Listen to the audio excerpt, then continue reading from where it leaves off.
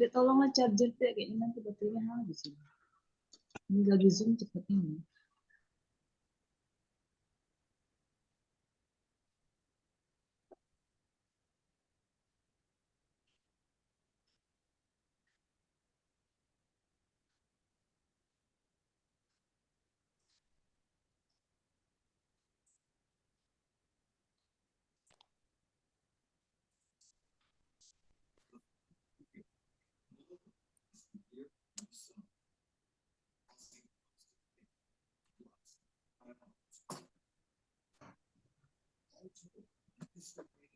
Halo, selamat malam Bapak Ibu Saudara sekalian.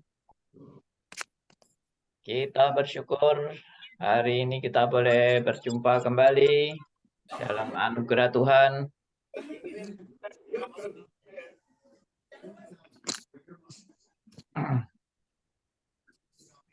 Ya, mohon mic bisa di mute dulu supaya saya bisa berbicara dengan lancar.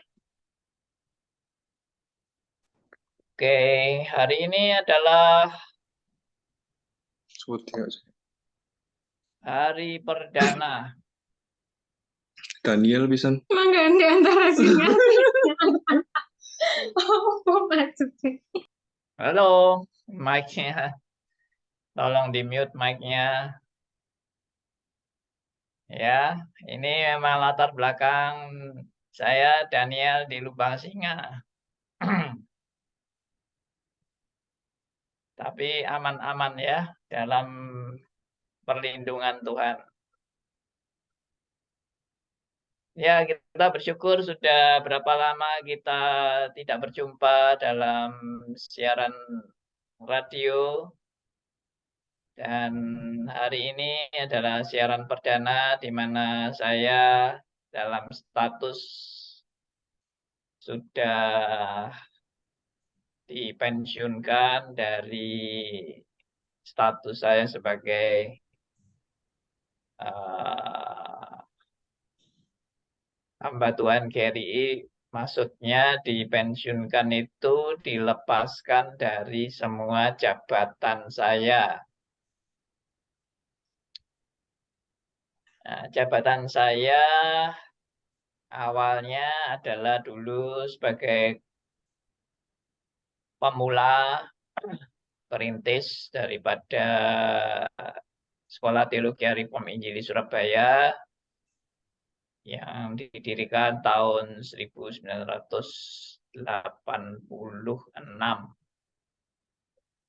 Jadi nanti tanggal 31 Januari ini Stris yang saya rintis itu sudah berusia 37 tahun. Tapi saya sekarang sudah dipensiunkan, jadi saya tidak lagi menjabat di Stris sebagai ketua Stris.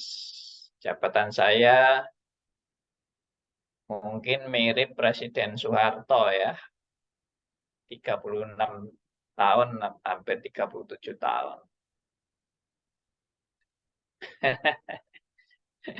Jabatan sudah terlalu lama, makanya harus dilepaskan ini. Tidak boleh berkuasa terus, berbahaya ini.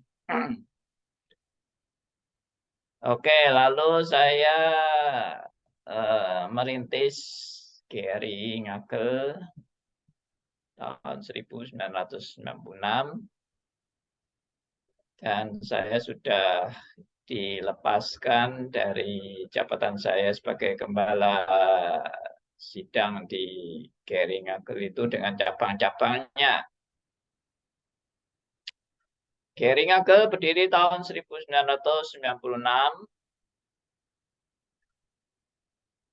dan mempunyai cabang, 6 cabang waktu itu. Kami buka cabang-cabang di berbagai kota. Yang di Surabaya sendiri ada Geraha Family, cabang kami yang pertama adalah Geraha Family, kemudian berkembang, saya agak lupa urutannya, tapi kira-kira ada kemudian dilanjutkan dengan Balikpapan, yang sekarang sudah juga GRI, Kemudian dilanjutkan di Samarinda atau Solo duluan, saya agak lupa. Jadi di Solo, sekarang juga sudah GRI Solo. Kemudian dilanjutkan membuka cabang di Samarinda, sekarang sudah menjadi GRI Samarinda. Jadi bersyukur bahwa cabang-cabang ini sudah didewasakan, dulu dimulai dari nol. Semua yang saya rintis dimulai dari nol, termasuk Stris Ngagel dimulai dari nol. Kemudian Gary Ngagel dimulai dari nol. Kemudian Graha Family, yaitu cabang dari Gary Ngagel, karena ada jemaat-jemaat yang di daerah Surabaya Barat, sehingga membuka cabang di sana. Dari nol juga. Kemudian Balikpapan juga dari nol oleh Pak Elvis. Kemudian Solo dari nol. Kemudian buka Samarinda juga dari nol.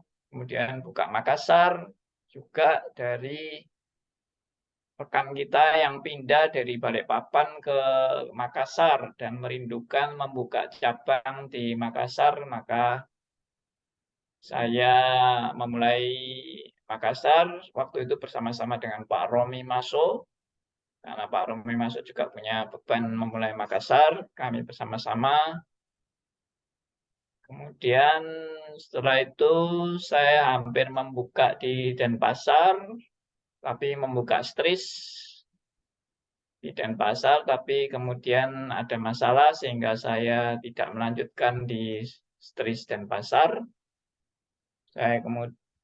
Kemudian kami punya juga semacam perintisan dari yang sudah ada ya, GBI Gempol, yang kami bina majelis-majelisnya di Stris sampai akhirnya mengambil keputusan berpindah dari GBI Gempol menjadi GRII Gempol. Dan itu juga waktu itu masih di bawah naungan GRI Ngagel. Puji Tuhan, tahun 2016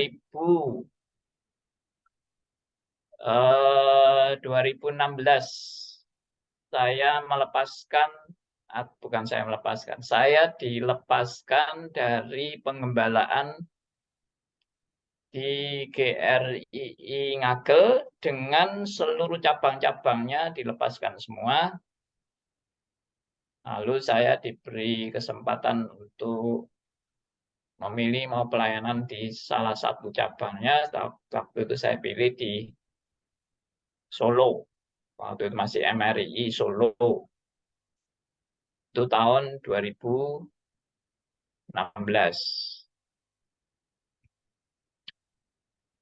Kemudian 2000 saya agak kurang ingat juga 2017 pertengahan atau akhir ya, saya lupa. Itu saya juga dilepaskan dari MRI Solo. Kemudian saya tidak punya jabatan lagi sebagai gembala sidang. Jadi saya sudah bukan lagi disebut sebagai pendeta gembala, tetapi pendeta pengajar. Dan saya akhirnya memegang Stris dan sekali-sekali mengajar street di Jakarta. Saya juga sudah dilepaskan dari dosen STTRII kurang lebih di tahun yang sama pada saat saya dilepaskan dari Solo. Kemudian saya tidak lagi mengajar di STTRII dan juga melepaskan pelayanan di MRI Solo. Kemudian saya hanya memegang Stris dan radio RMC. Radio RMC sudah usianya kurang lebih 12 tahun. saya pegang pada waktu itu juga awalnya bersama dengan Pak Gito. Kemudian Pak Gito mengundurkan diri dari radio untuk menjadi gembala atau pelayanan full di gereja GRI Ngagel. Nah, setelah itu saya memegang Stris dan Stris dan radio RMC sampai bulan Desember yang lalu. Saya diberitahu bahwa jabatan saya di Stris dan radio RMC sudah selesai sampai akhir Desember. Jadi awal Januari saya sudah dipensiunkan dari semua jabatan saya. Finish. Ya, itulah riwayat singkat dari teman-teman yang banyak bertanya, kenapa.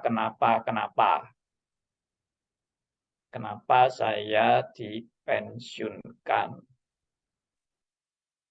Nah, saya mau jawab sesuai dengan apa yang saya dengar dari keputusan sinode, bahwa saya dipensiunkan karena umur saya sudah melewati umur pensiun. Umur pensiun adalah 65 tahun, dan usia saya 68 tahun. Usia saya 69 tahun, tapi kurang 13 hari. 69 tahun kurang 13 hari. Itu usia saya. Ya, berarti kan sudah lewat 4 tahun kan. Jadi saya sudah cukup dapat anugerah tambahan 4 tahun untuk melayani di Stris dan melayani di radio RMC. Akhirnya Stris diserahkan kepada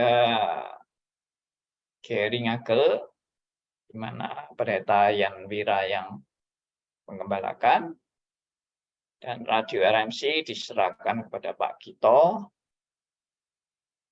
Apakah ini juga berarti radio RMC akan dipegang oleh GRI Malang? Saya belum tahu. Pak Gito tidak pernah menghubungi saya untuk rencana-rencana radio RMC mau diapakan. Oke. Dan di dalam keputusan terakhir pertemuan saya dengan sinode di dalam pelepasan jabatan saya tersebut, saya dengan tegas saya juga mengatakan bahwa saya tidak lagi melibatkan diri lagi di pelayanan Stris maupun radio RMC karena sudah diserahkan ke GRI Ngagel dan Pak Gito, dan saya akan melayani sendiri. Saya akan membuka pelayanan sendiri di luar sinode GRI. Nah, itu yang saya utarakan pada waktu itu, dan tidak ada yang menolak atau yang menghalangi atau yang mengutuk saya untuk memulai pelayanan yang baru ini. Jadi saya akhirnya mengambil keputusan akan membentuk kelas yang baru, kelas semacam Stris, tapi namanya bukan Stris. Kami masih mengumumkan nama yang tepat bagi kelas baru ini, dan juga radio yang baru. Saya sudah minta bantuan dari beberapa rekan-rekan saya yang dulu juga ikut membantu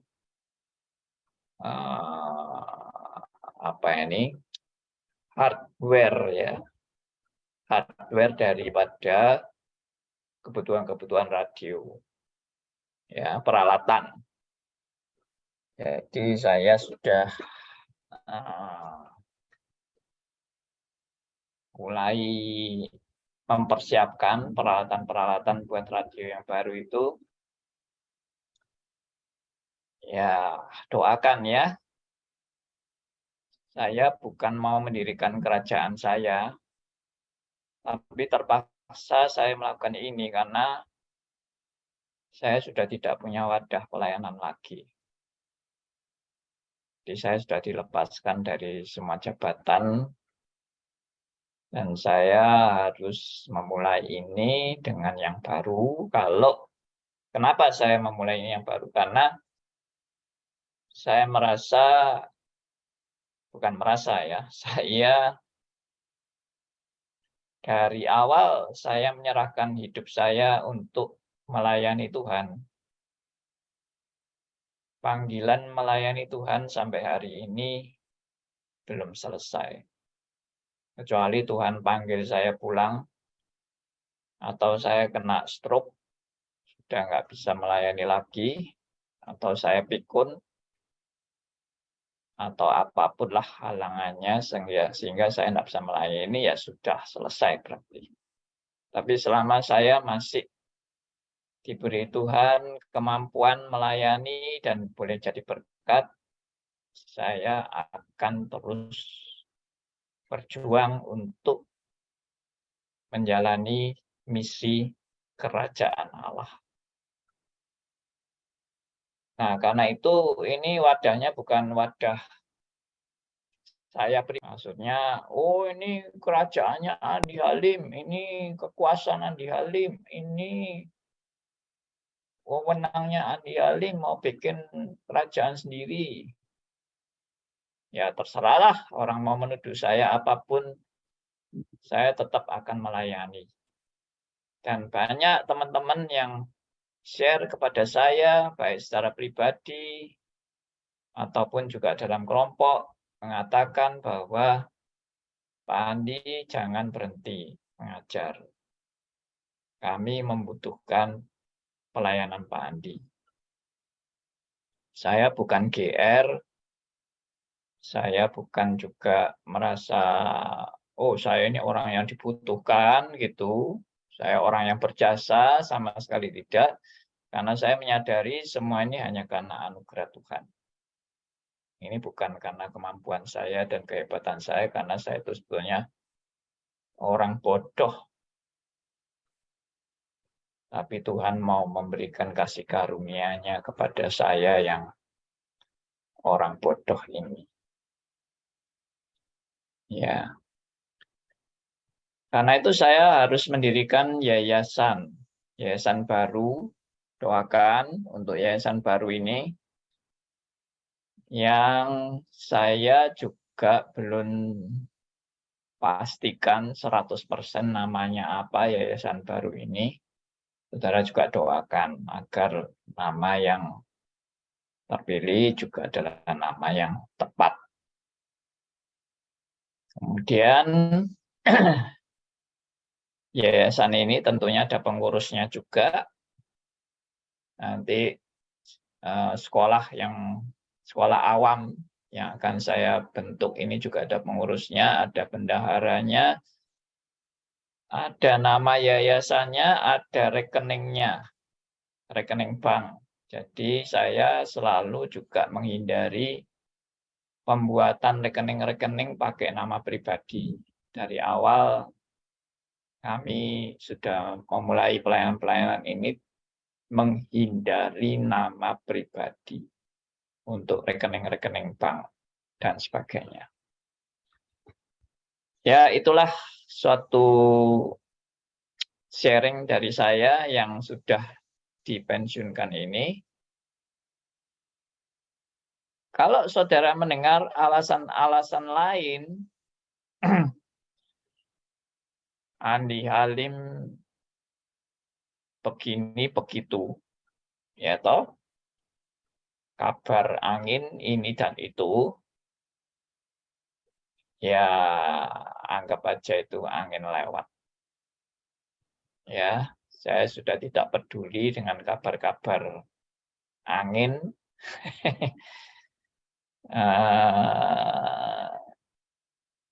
siapa yang menjaring angin akan menuai badai. Gitu aja. Itu pepatah dari teman saya. Ya, siapa yang menjaring angin akan menuai badai. Ya, itu pepatah. Jadi tidak usah bingung dengan alasan-alasan lain saya dipensiunkan ini. Kecuali saudara mau jadi detektif, ya, apa itu detektifnya Amerika atau Israel itu ya toh, mau meneliti di mana ketidakberesan dipensiunkannya Andi Halim, tapi itu semua perbuatan sia-sia yang tidak ada gunanya. Habis-habisin waktu, ya. Ya sudahlah, saya sudah mengajarkan apa? Semua dalam kedaulatan Allah. Tidak ada yang kebetulan. Biarpun kejahatan yang terjadi itu pun dalam kedaulatan Allah. Entah kejahatan, entah kebaikan, entah kesalahan manusia, entah kebaikan manusia, entah itu setan, atau apapun yang terjadi, semua ada dalam kedaulatannya yang sempurna dan tidak pernah salah. Ya sudah, diterima aja. Itu prakteknya kan. Saya sudah mengajarkan teorinya, sekarang prakteknya. Bagaimana Pak Andi diperlakukan seperti ini? Enggak apa-apa. Bagi saya enggak ada urusan. Ya. Loh, Pak Andi kan mestinya masih bisa dipakai. Ya, kalau pimpinan sudah menentukan saya tidak dipakai, ya berarti kan juga ada alasan kenapa saya tidak pakai. Dan alasan yang saya dengar dari kepada telinga saya sendiri adalah alasannya umur. Sudah, titik. Tidak ada tambahan lain, dan saya pun tidak bertanya. Saya tidak bertanya mengapa, kenapa, kok saya dibeginikan dan begitu kan, tidak tanya sama sekali. Saya pada waktu diutarakan kebenaran itu, saya hanya terima dengan bulat hati. Saya juga berterima kasih, saya sudah diberi kesempatan pelayanan. Ya, dan saya akan sampai nanti acara serah terima, saya tuntaskan semua. Sudah aset-asetnya semua saya tuntaskan. Jadi saya akan memulai yang baru. Ada teman-teman yang tahu-tahu sudah tanya sama saya, Pak, rekeningnya nomor berapa Pak? Kami mau kasih persembahan. Belum ada rekening. Ya, saya juga tidak akan menganjurkan Anda, oh masukkan rekening saya aja ya. No. Sampai hari ini tidak ada orang nyumbang radio itu pakai rekening saya. Saya bilang saya nanti dulu, tunggu sabar sampai yayasannya terbentuk, lalu kami buka rekening bank sesuai dengan nama yayasan tersebut, baru orang-orang yang terbeban silahkan memberikan persembahan. Tapi sekali lagi ya, jangan Anda lalu merasa Andi Halim belum sudah nodong. Sudahlah, itu apa itu kayak gitu-gitu itu buang aja jauh-jauh ya. Saya percaya pekerjaan Tuhan pasti ada yang mendukung. Tuhan sendiri yang prinsip saya tetap sama. Tuhan yang memulai, Tuhan juga yang akan mempersiapkan. Kalau ini memang bukan kehendak Tuhan, biarlah bangkrut dan biarlah habis, biarlah hancur.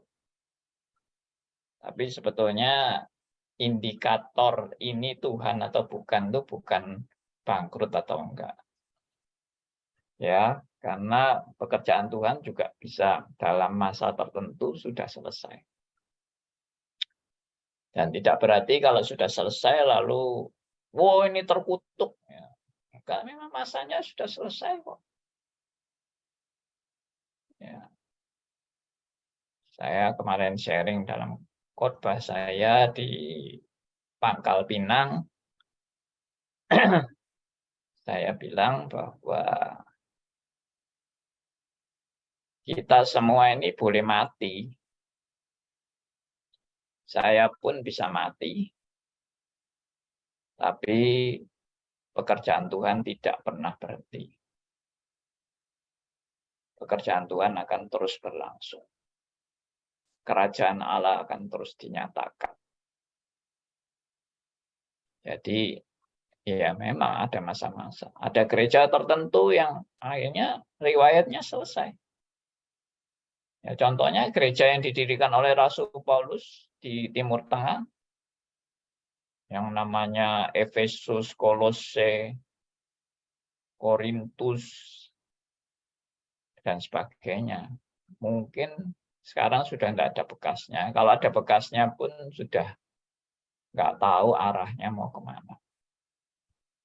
Mungkin masih ada jemaat yang sejati juga ada. Tapi ya apa ini tidak ada berita ya, tidak ada berita lagi, kita sudah nggak tahu.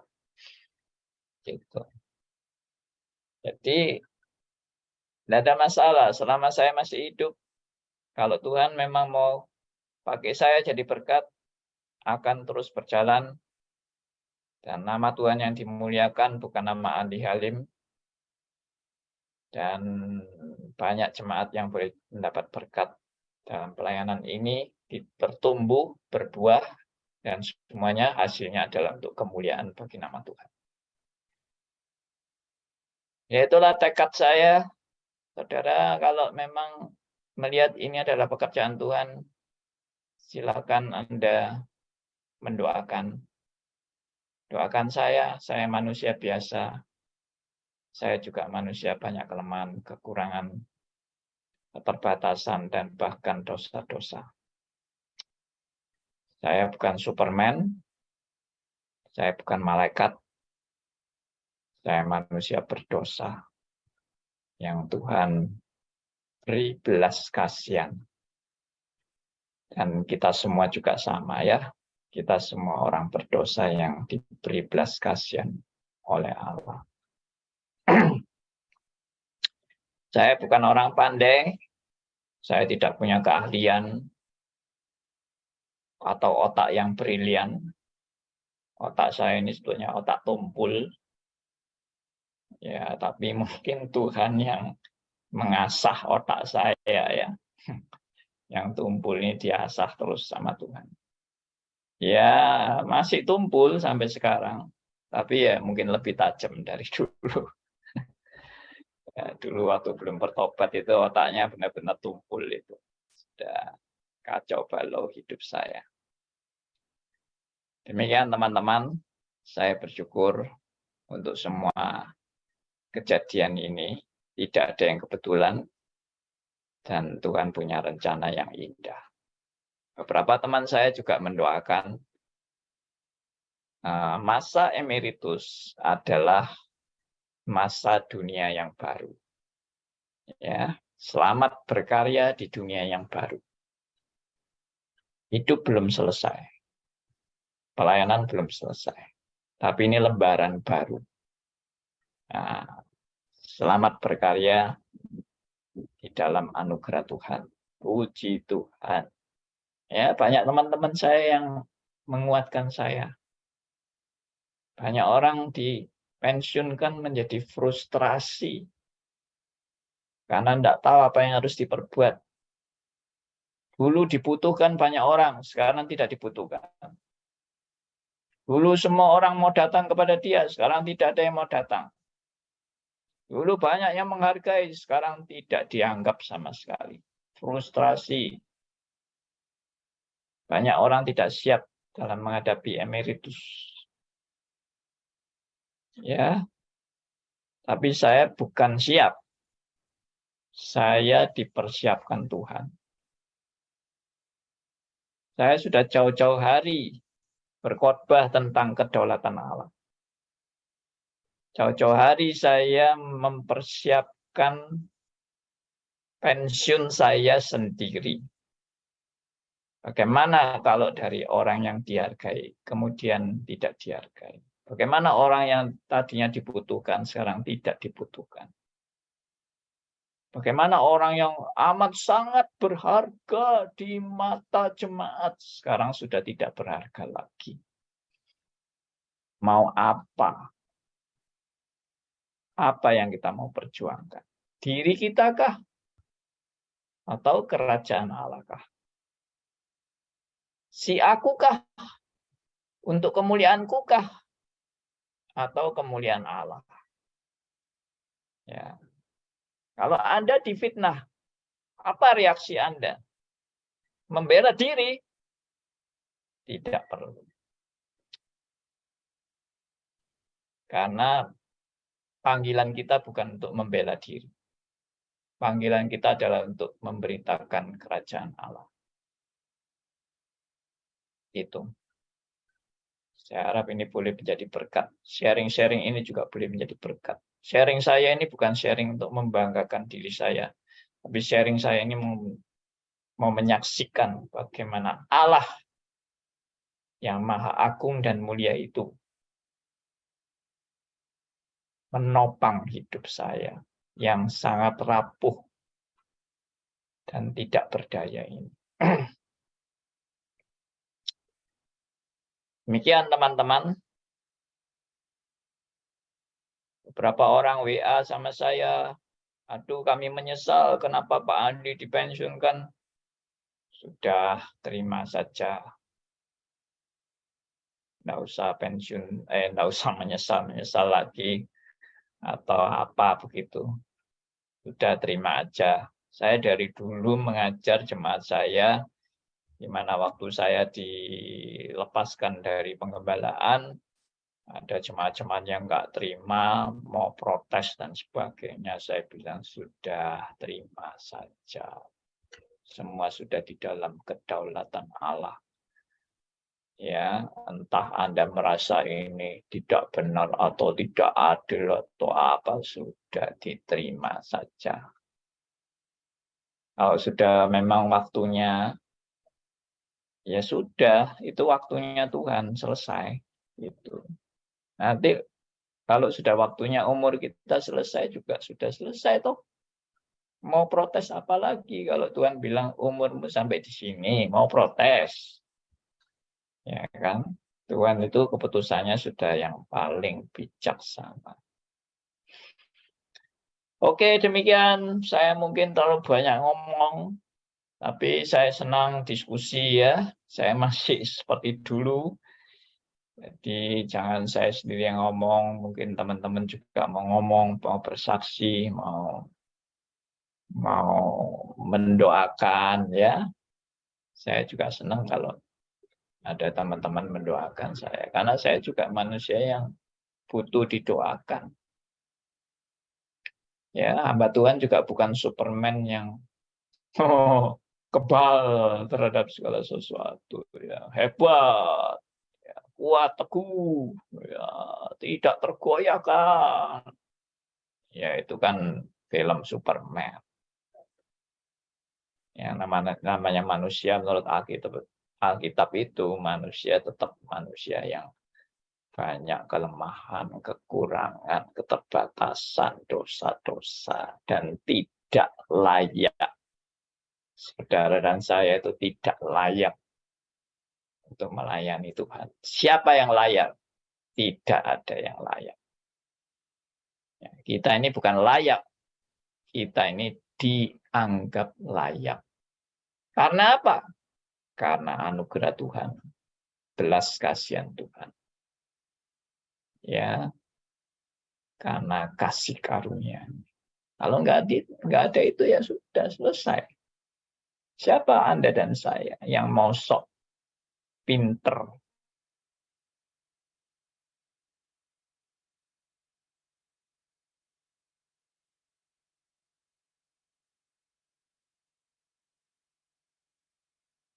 ambil, selesai. Ya, mumpung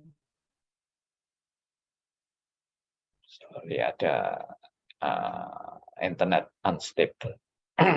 Mumpung kita belum semuanya diambil, mari kita menyadari, datang kepada Tuhan dan menyadari semua ini boleh terjadi karena anugerah.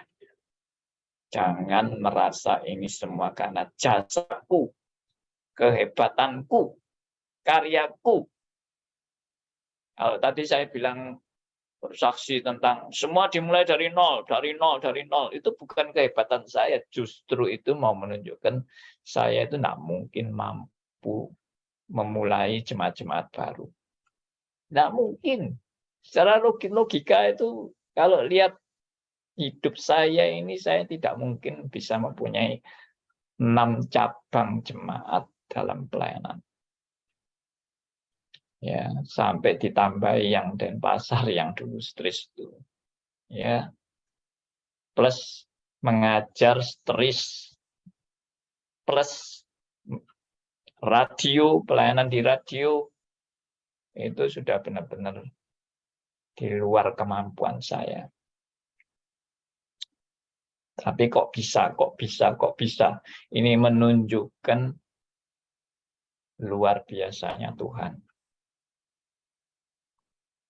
Yang memakai orang bodoh ini untuk berbagian di dalam pekerjaan Tuhan. Ya, itulah kesaksian saya. Kiranya boleh menjadi berkat buat teman-teman. Kalau ada pertanyaan-pertanyaan, silakan. Saya akan jawab sebisa saya. Ya.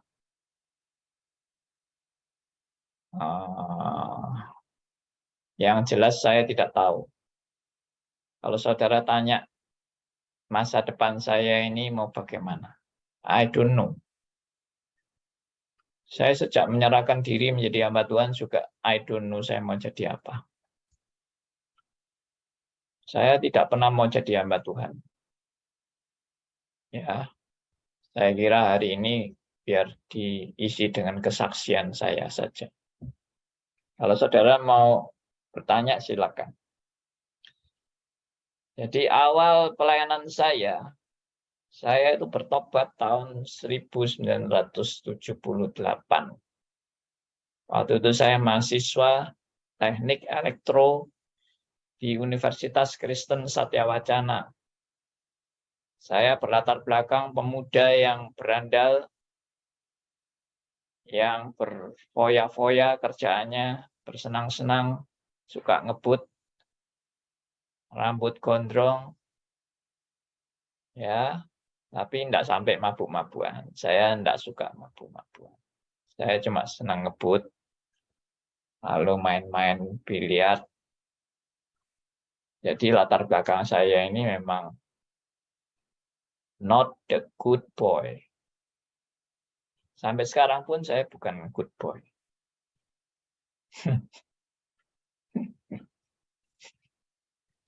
Good boy itu. Saya kalau lihat orang-orang mentraining anjing itu, good boy. Saya not the good boy. Oke, lanjut. Jadi saya bertobat itu waktu saya mahasiswa. Kemudian saya bergabung dalam ajaran-ajaran kacau balau menjadi orang karismatik. Karismatik tulen, saking tulennya saya fanatik, tidak mau minum obat. Saya percaya saya pasti disembuhkan dari segala penyakit saya. Cukup dengan berdoa dan minta kesembuhan daripada Tuhan. Dan ternyata benar, selama 2 tahun saya tidak pernah minum obat, dan sakit apapun saya disembuhkan. Tanpa obat, tanpa ke dokter. Saya juga ikut perkantas, waktu itu namanya Persatuan Mahasiswa Kristen Salatiga. Dan saya buat KTP, bahkan saya sudah khotbah. Belum sekolah Alkitab sudah berani khotbah. Karena saya diyakinkan, waktu kamu di mimbar, Roh Kudus yang berbicara melalui mulutmu. Bukan kamu yang bicara, Roh Kudus yang bicara. Nah, itu saya betul-betul bonek. Saya melayani dengan dasar keyakinan Roh Kudus yang memimpin hidup saya. Ya, itu gila-gilanya saya. Tidak mau dokter, apa segala macam. Lalu saya sudah hampir mau meninggalkan elektro saya. Saya mau sudah masuk sekolah teologi waktu itu. Karena saya merasa elektro itu tidak ada gunanya sama sekali. Buang aja elektro itu. Itu hanya duniawi elektro itu.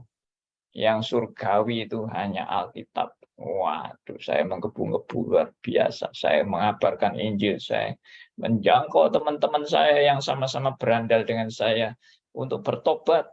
Saya buat persekutuan di kos saya. Mengundang pendeta. Saya tidak mengerti kalau waktu itu mengundang pendeta harus kasih honor. Pendeta yang saya undang tidak pernah saya kasih honor. Kacau balau. Ya, tapi pendetanya tetap mau melayani di kos saya itu. Wah, ada persekutuan doa ya. Pendetanya tanpa honor. Aduh, saya betul-betul hormat kepada para pendeta itu. Ya, saya nggak ngerti karena saya nggak punya komunitas orang gereja. Ya, saya baru bertobat, saya menggebu-gebu, saya ketemu pendeta, saya undang, ayo. Nah, itu. Tapi pelajarannya ya pelajaran ya pendeta-pendeta karismatik. Ya. Ya sudah. Lalu saya akhirnya daftar di sekolah teologi dengan nekat. Ya, karena saya sudah merasa terpanggil untuk masuk sekolah Alkitab. Tapi waktu itu saya bentrok sama orang tua saya bilang, teruskan dulu elektronya sampai selesai, baru saya dukung kamu masuk sekolah Alkitab. Kalau tidak, saya tidak mau membiayai kamu lagi, putus hubungan. Wah, saya diancam begitu, tapi saya nekat. Saya bilang sama Tuhan, kalau memang Tuhan panggil saya, kalau resikonya harus putus hubungan dengan orang tua, saya tetap jalani. Itu tekad saya waktu itu. Jadi saya daftar di sekolah teologi. Tapi ternyata kehendak Tuhan memang berbeda. Saya dijawab belum dapat diterima. Saya nggak terima sama dosen yang menjawab saya datangi itu sekolah teologinya itu, saya tanya, apa maksudnya dijawab belum dapat diterima? Kok aneh jawabannya? Jawabannya bukan tidak dan bukan ya, tapi belum. Nah, lalu dia bilang, selesaikan dulu kuliahmu di Satya Wacana. Setelah lulus, baru daftar di sini. Wah, saya langsung baru tahu itu jawaban Tuhan. Bagi saya harus selesaikan. Saya kembali lagi ke Satya Wacana. Saya teruskan kuliah saya sampai singkat cerita selesai. Dan setelah selesai, saya kembali lagi ke sekolah Alkitab itu. Dan saya datang ke dosen yang sama, saya tanya, Pak, sekarang saya sudah selesai. Bolehkah saya masuk di sini? Dia yang balik tanya sama saya yang justru tanya sama kamu masih punya kerinduan nggak masuk di sekolah Alkitab ini? Saya bilang, waduh, saya sudah tunggu 2 tahun, Pak. Lalu dia bilang, welcome, silahkan masuk. Saya masuk. Tapi saya masuk sekolah teologi itu sebetulnya bukan mau jadi hamba Tuhan. Saya masuk sekolah teologi itu karena ingin belajar teologi. Kenapa saya ingin belajar teologi? Karena saya sudah menemukan beberapa ajaran-ajaran yang saling bertentangan selama saya mahasiswa. Sekali selamat tetap selamat, atau keselamatan bisa hilang. Ya, lalu predestinasi apa segala macam. Wah, saya benci sekali dengan ajaran reform pada waktu itu karena saya diajar Arminian dan saya diajar karismatik. Saya jengkel melihat ajaran reform pada waktu itu yang saya anggap sesat. Tapi Tuhan berencana berbeda. Saya di saat tetap Arminian waktu itu dan berdebat dengan dosen saya pada waktu itu. Yang paling saya debat dan yang mengajarkan reform di saat itu ya Pendeta Stephen Fong. Kemudian saya tetap masih Arminian dan justru saya menjadi reform setelah saya tidak lagi saya tidak lagi diajar tentang reform. Jadi Pak Tong sudah selesai mengajar tentang pelajaran reform, saya justru menjadi reformnya waktu saya praktek pelayanan 2 bulan, dan Tuhan mencelikkan mata rohani saya melalui satu persiapan pelayanan, di mana saya ditugaskan membawakan PA dengan judul Kelahiran Baru. PA pemuda. Ya, pemuda atau umum lah. Di satu gereja di kota Solo. Saya praktek 2 bulan di sana. Dan tema itu waktu saya mempersiapkan tentang kelahiran baru, tiba-tiba Roh Kudus itu seperti mengklik pikiran saya, dari buta menjadi tercelik, dari tidak sadar menjadi sadar, dari tidak tahu kebenaran menjadi tahu kebenaran tentang kelahiran baru. Bahwa kelahiran baru itu, kesimpulan singkatnya adalah kelahiran baru itu mendahului pertobatan. Dan kelahiran baru itu bukan inisiatif manusia, tapi adalah pekerjaan Allah sebelum manusia bertobat. Itu kelahiran baru. Jadi, yang menentukan keselamatan bukan pilihan manusia. Karena manusia yang buta rohani tidak bisa memilih.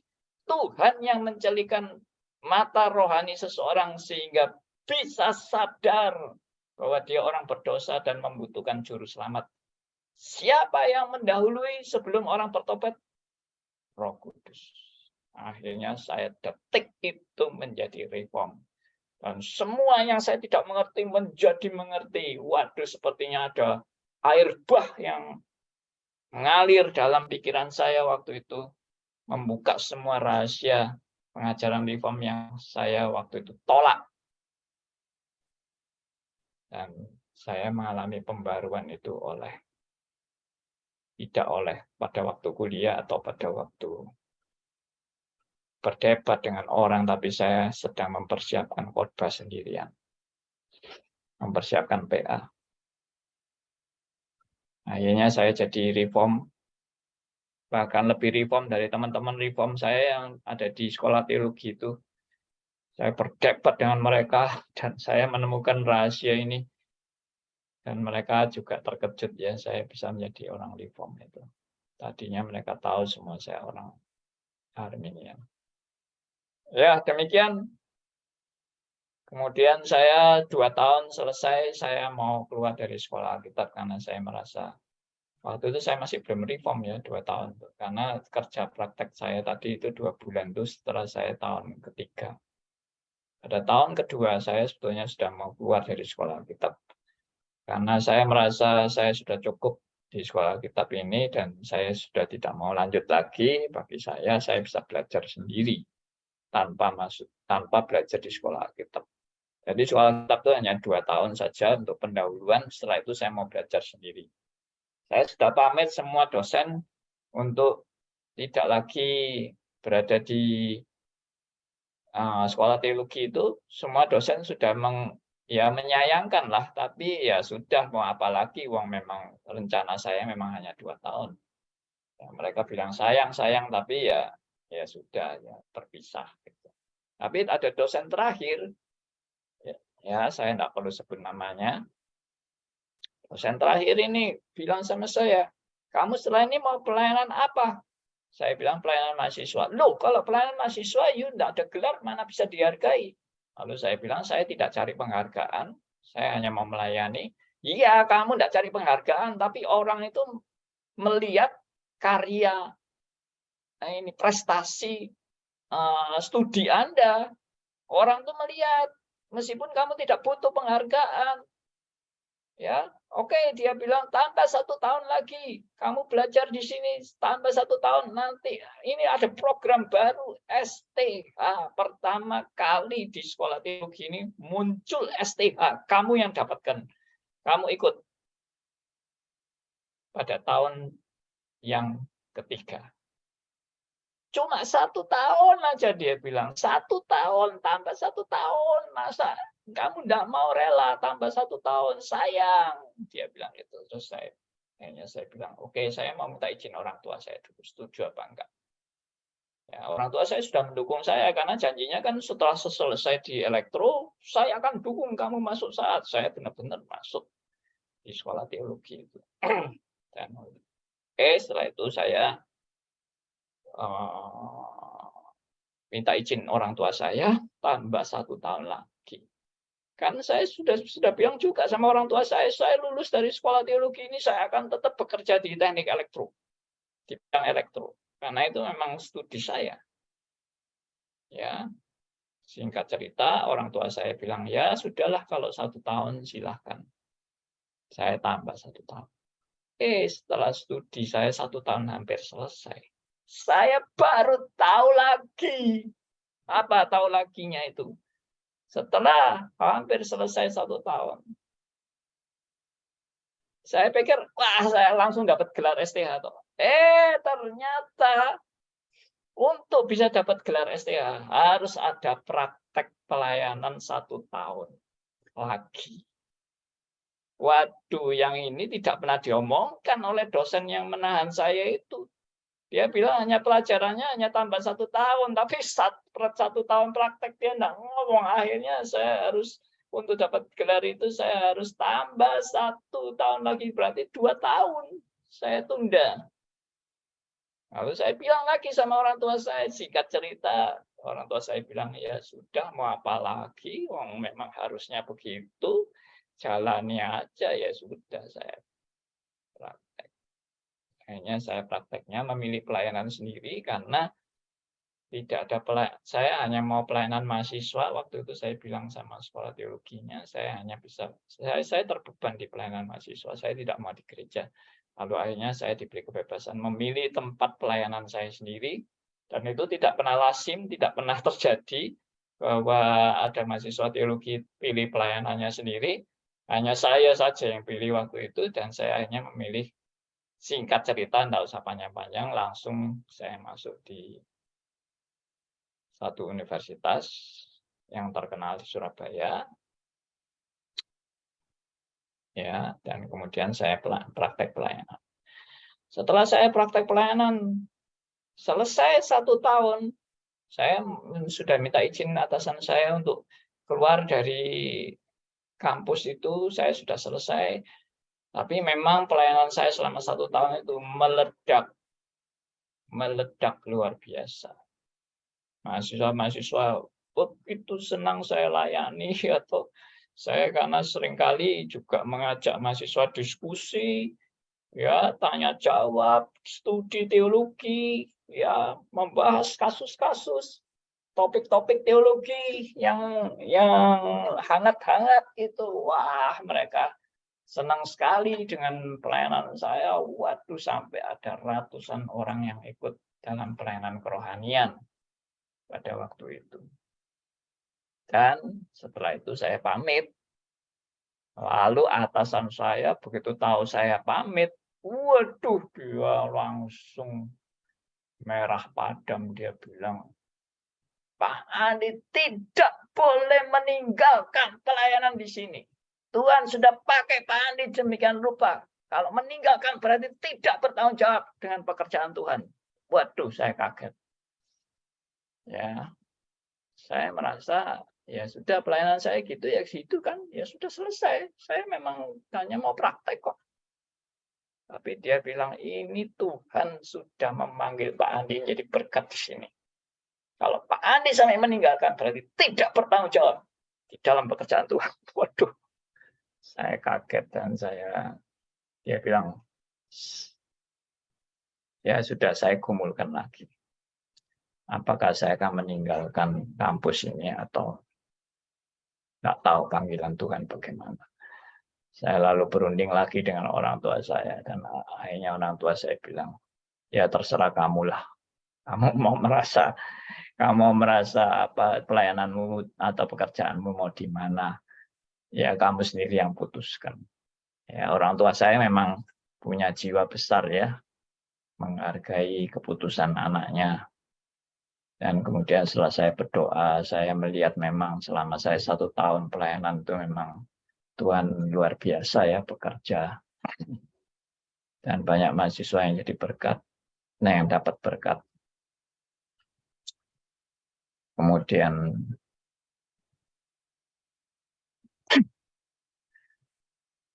saya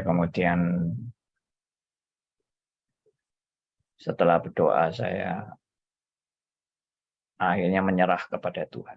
Saya bilang, Tuhan, kalau memang Tuhan mau saya tetap di kampus, saya akan tetap pelayanan di kampus. Akhirnya saya ambil keputusan tetap pelayanan, sampai tadinya cuma rencana 1 tahun, akhirnya jadi 11 tahun saya di kampus itu.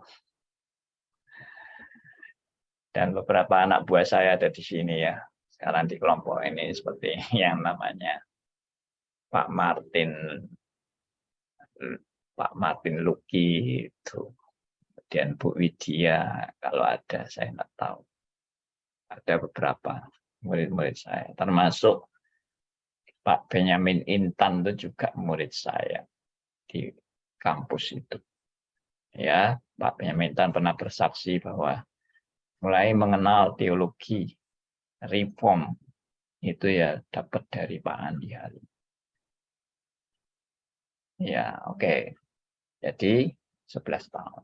Di tengah-tengah itu Pendeta Stephen Tong memanggil saya tahun 8. Jadi saya pelayanan di kampus mahasiswa itu tahun 84. Kemudian tahun 86 Pendeta Stephen Tong mengundang saya untuk memulai STRIS. Singkat cerita, saya memulai STRIS itu tahun 86. Jadi bersama-sama, saya juga di UK Petra, saya juga di STRIS, jadi melayani di 2 tempat. Dan puji Tuhan, STRIS boleh terus berkembang sampai hari ini. Tuhan menyertai STRIS sampai saya dipensiun. Puji Tuhan. Ya. Oke, itu ada Bu Widya nulis itu. Widya murid Pendeta Andi sampai saat ini. Ya. Ya. Waktu itu Bu Widya itu baru umur berapa ya di kampus itu. 19 atau berapa. Sekarang sudah umur hampir 50 mungkin ya. Oke. Nah, jadi kemudian setelah saya mengajar STRIS kira-kira 10 tahun, kemudian Tuhan tuh membawa jiwa-jiwa baru ke STRIS. Ya, ada yang baru dari sembayangan ya, di Kelenteng. Lalu ada yang dari Buddha, ada yang dari Katolik, ada yang macam-macam lah. Dan tidak bisa membaca Alkitab. Tapi ikut STRIS, waduh, heran itu, ajaib itu. Ada mahasiswa STRIS yang baca Alkitab aja nggak bisa, tapi itu ternyata memang sebetulnya kelas khusus. Ya, kita memfollow up seminar. Waktu itu kita bikin seminar, dan seminar ini datang orang bermacam-macam. Lalu kita undang mereka untuk follow up dan mengikuti STRIS. STRIS-nya ini karena diikuti oleh orang-orang yang nol putul ini tentang kekristenan. Jadi kita mulai STRIS ini seperti STRIS untuk PI. STRIS wadah baru untuk jiwa-jiwa baru yang nggak mengerti Alkitab sama sekali. Ternyata mereka senang ikut STRIS yang dikhususkan ini ya untuk mereka. Mereka senang sekali, mereka kepingin terus ada terus, lalu mereka tidak punya gereja. Akhirnya singkat cerita, mereka membutuhkan gembala. Untuk digembalakan maksudnya. Membutuhkan untuk digembalakan. Lalu akhirnya singkat cerita kami memulai satu perintisan jemaat dengan jiwa-jiwa baru ini. Akhirnya itulah yang menjadi cikal bakal GRI Ngage yang berdiri tahun 1996. Puji Tuhan, GRI Ngage juga banyak pertentangan pada waktu itu. Tapi Tuhan pimpin sampai akhirnya jadi GRI Ngage. Sampai akhirnya buka cabang Gerakan Family. Sampai akhirnya punya 6 cabang di luar Surabaya. Tuhan memberkati semuanya. Ya, itulah kesaksian saya. Ya. Nah, ini Pak Martin ini goda-goda saya ya. Aduh, Cik Sanoe pendetane.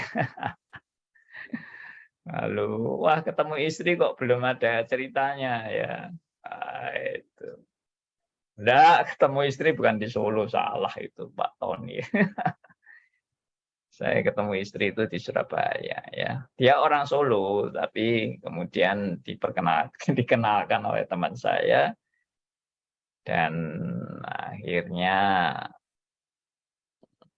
ya ketemu tapi enggak langsung seneng gitu ya. Ketemu begitu aja terus lewat berapa tahun gitu baru ketemu lagi.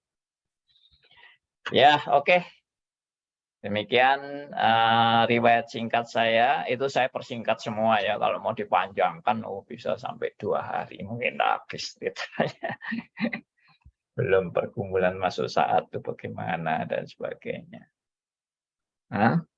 Apa ini kok ketemu istri di Solo tetangga? Oh, rumahnya tetangga. Ya. Mungkin Pak Tony yang ketemu istri saya di Solo. Oke. Ya, yang terpenting menurut saya sih kita tetap harus jadi berkat. Yang terpenting menurut saya adalah kita tetap menjalankan misi kerajaan Allah. Yang terpenting adalah membina jiwa-jiwa yang merindu untuk bertumbuh dalam kebenaran firman. Dan kita bertanggung jawab untuk membina membina rekan-rekan atau jiwa-jiwa ini untuk kembali kepada Alkitab. Di tengah-tengah ajaran kacau balau, ajaran yang simpang siur, yang tidak karu-karuan, kita kembali kepada Alkitab. Dan saya pakai sistem biasanya obrolan atau diskusi. Lalu kalau kuliah pun saya juga senang diskusi, senang tanya jawab di dalam kuliah-kuliah tersebut. Oke, ya demikian. Ada usulan dari Pak Heru, nanti 70 tahun tulis biografi. Biografi saya tidak menarik sama sekali ya. Oke, baik. Nah, ini ada teman-teman lama ini seperti Pak Aryo ya. Saya bersuka cita ya ketemu teman-teman yang unik-unik ini. Ada Pak Aryo, ada Pak Endarto, ada apa ini Ibu Dor ya. Puji Tuhan ya, dari Solo, dari Jogja, dari Jakarta, BSD, ya, Gading Serpong atau mana. Ya, puji Tuhan. Bahkan ada yang dari Brunei, ada yang juga dari Kanada, teman saya. Ada dari Tarakan, ya puji Tuhan. Oke. Teman-teman ada yang mau meresponi, mau bertanya? Ada yang menyesal saya pensiun karena sangat diberkati melalui pelayanan-pelayanan ini. Nggak apa-apa, nggak usah menyesal, kita akan terus jalan. Tuhan yang terus menyertai. Oke? Ada yang mau bicara? Oh, Pak Liman Andoko ini tokoh reform juga ya, Pak Liman Andoko. Oke, silakan Pak, mic-nya coba ini mic-nya sudah dibuka atau belum ini? Host kita bagaimana? Mic-nya udah dibuka belum? Halo. Mana ini host kita ini? Malam-malam Pak. Ya, oke. Malam Pak. Silakan. Terima kasih Pak. Saya ngikuti tadi agak terlambat jam 8 kurang. Saya tidak tahu Pak ada Zoom malam ini. Saya tiba-tiba pulang rumah ada Zoom. Yang saya tanyakan gini Pak Ali. Memang semua dalam kedaulatan Tuhan. Memang saya percaya harus kita terima apa adanya. Itu satu hal yang begitu baik. Dengan besar hati kita terima. Tapi kita juga lihat aturan-aturan Pak. Apakah Pak Andi pada waktu dikatakan di pensiun itu apa Pak Andi sudah membaca daripada AAD ART-nya sinode Pak? Bagaimana cara menghentikan hamba Tuhan? Apa memang sesuai dengan aturan itu apa enggak Pak Andi? Apa itu juga berlaku untuk semua orang? Apa bagaimana? Apakah Pak Andi merasa sudah betul semua prosedurnya atau bagaimana Pak Andi? Saya tidak tahu. Terima kasih Pak Andi. Oh, baik. Kalau prosedur saya kurang tahu ya. Tapi kalau peraturan bahwa usia 65 tahun adalah usia pensiun, itu ya saya baca sendiri. Cuma ada klausul, ada catatan di masalah pensiun itu ada catatan bahwa kalau setelah usia pensiun tapi masih dibutuhkan, maka masa pensiunnya bisa ditunda. Kalau masih dibutuhkan, nah, itu ada catatan seperti itu. Jadi menurut saya ya sudah, toh kesimpulannya kan sudah jelas, berarti saya kan sudah tidak dibutuhkan, makanya dipensiunkan. Oke, saya kira sudah kan, sudah jelas. Saya juga enggak mau tanya-tanya lagi. Loh, saya ini dibutuhkan apa enggak? Ya enggak perlu tanya lah. Sudah ngerti sendiri. Oke, Ibu Dor, silakan. Ibu Dor, maaf saya bukan host ya, jadi saya tidak bisa mengatur. Terima kasih Silakan. Pak. Pertanyaan saya sama dengan Pak tadi. Apakah apa yang sedang terjadi pada Bapak ini sesuai dengan anggaran dasar rumah tangga Mbak gitu? Aturan lembaga enggak ternyata ada ya Pak? Iya, enggak apa-apa, bagi saya itu enggak penting itu, biarin aja. Yang jelas memang saya dipensiunkan karena usia saya sudah melewati masa pensiun. Sudah, enggak usah diperkarakan lagi. Ya, saya pun tidak mau memperkarakan apa-apa. Jadi ya sudah, diterima aja. Ya, yang pasti ada peraturannya. Itu juga menyangkut masalah radio dan street juga ada termasuk aturan itu Pak Andi ya. Kalau kita boleh tahu. Tidak ada kaitan dengan street dan radio, tapi kaitannya adalah saya sebagai hamba Tuhan GRI dipensiunkan dalam usia yang sudah melewati masa pensiun. Seperti itu. Jadi dengan kata lain orang pensiun itu kan lepas dari semua jabatan. Nah, jabatan saya secara struktural kan memang saya mengetuai STRIS maupun juga radio. Meskipun radio itu adalah saya sendiri yang berinisiatif, saya sendiri yang merintis, itu ide saya juga, tapi tetap ini di bawahnya STRIS. Jadi saya juga harus melepaskan jabatan saya dari situ. Oke? Jadi Thank you. ya, jadi aman-aman aja kok. Saya tidak akan mengadakan demo. Demo gak terima ataupun enggak Tidak ada dalam Tidak. rumus. Tidak akan melakukan kudeta, Pak. Ngawur aja kamu. Kamu nanti dianggap provokator kamu itu nanti. Pak, batasan usia untuk emeritusnya di RI ini umur berapa, Pak? 65. Oh ya, udah cukup lah, Pak. Cukup ya. Cukup, Pak. Ya. Nanti jadi berkat di tempat-tempat yang lain atau Ya. dimanapun, Pak. Makanya tadi saya kan bilang, jabatan saya ini sudah hampir menyamai Presiden Soeharto, Ya. pemimpin Indonesia. Pak, kemarin tak tunggu di Solo kok enggak muncul, Pak. Loh, saya mampir di Solo tapi tidak ada waktu saya. Karena cuma sehari aja, semalam Untung aja. saya enggak ngubungi Samuel, Pak. Iya, betul. Sorry. Saya juga waktu itu sakit. Saya waktu itu nunggu loh Pak Andi kok enggak WA, terus saya ya enggak ngabari Samuel. Ya, kamu nunggu nama WA saya.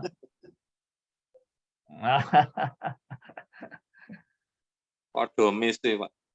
Iya. Ya lain kali lah. Kita ketemu di Solo ya. Nah, ini Pak Tony ini dulu juga murid saya ini. Ya kan? Dulu jadi Ini mahasiswa. murid paling tua, Pak. Murid paling tua. Oh, Murid masa? paling tua. Lah iya non. Enggak lah. Lah dia sama saya tua saya. Ya kamu sama Thomas tua mana? Yo. Thomas enggak ada mana di sini ada. Hah? Di sini Thomas sama ada? Ada. Oh, ada Thomas juga ikut, tapi hari ini mungkin enggak ada.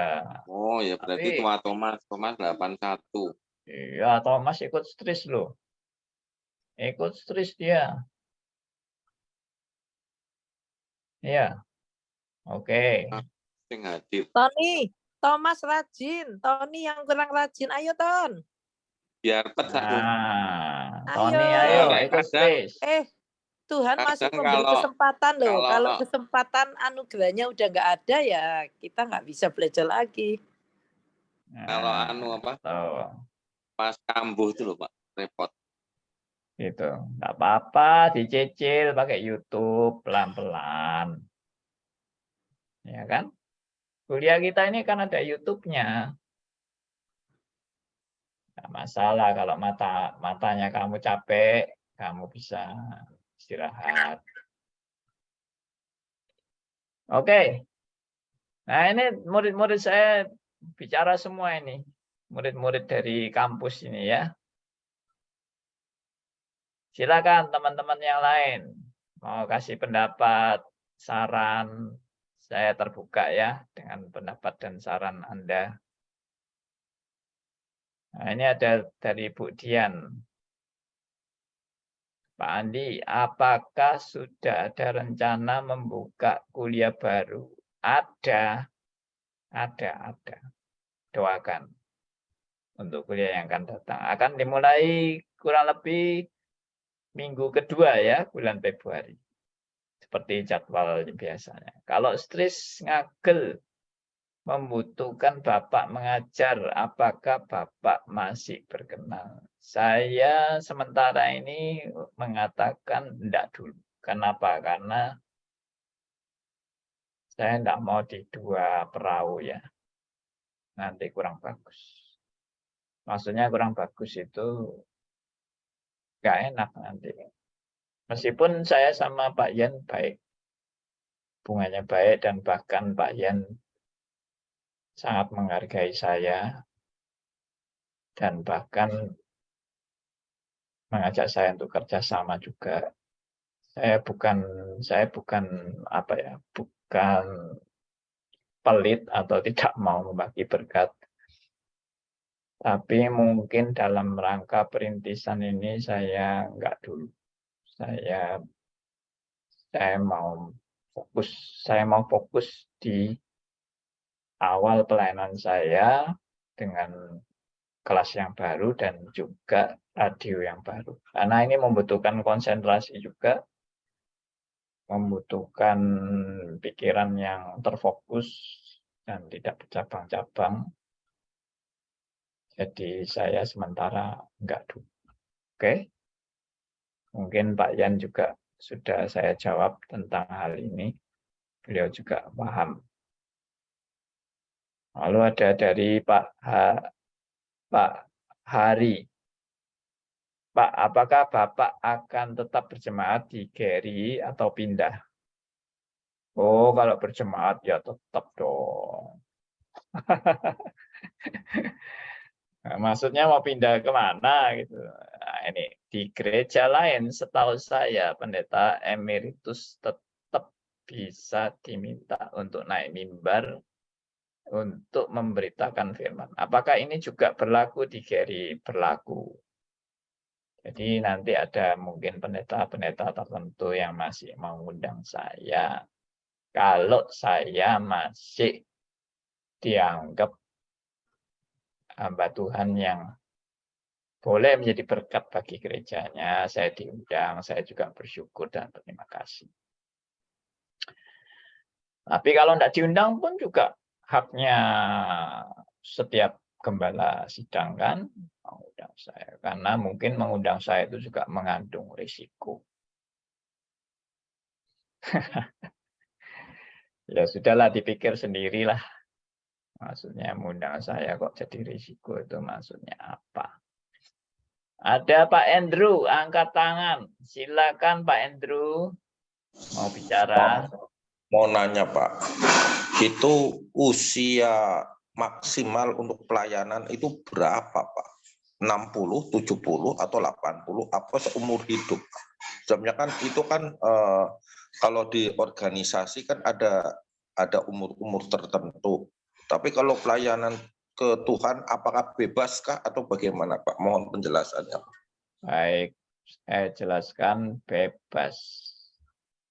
Selama tidak pikun, selama ajarannya nggak ngaco, selama masih khotbah yang baik,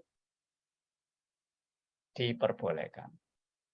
Kecuali kalau pikun ngaco, lalu omongannya amburadul, pengajarannya ngawur, ya doktrinnya kacau balau, ya sudah pasti itu sudah dianggap sudah tidak saatnya lagi melayani, gitu kan? Baik, berikutnya ada ini pakai nama Angela, ini kalau tidak salah Pak Yohanes. Ya, silakan Pak Yohanes bicara. Selamat malam Pak Andi, selamat ketemu lagi. Ketemu Pak, lagi. cuman apa boleh tanya yang di luar topik pembicaraan saat ini Pak? Boleh. Ini kebetulan saat teduh lagi ngebahas Elisa, penggantinya Elia. Karena Elisa mendapat 2 kali roh, mendapat 2 bagian dari rohnya Elia gitu Pak. Ya. Apa maksudnya dapat 2 bagian dari roh Elia? Terus yang pertanyaan kedua, Elisa kan hebat Pak. Nah, cuman sebagai hamba Tuhan kan sudah biasa sering diolok-olok, sering difitnah, dan yang jelek-jelek lainnya Pak. Nah, waktu itu ada satu kejadian, Elisa itu diolok-olok oleh anak-anak muda di kota Yeriko kalau nggak salah, atau Betel. Botak naik gitu kan.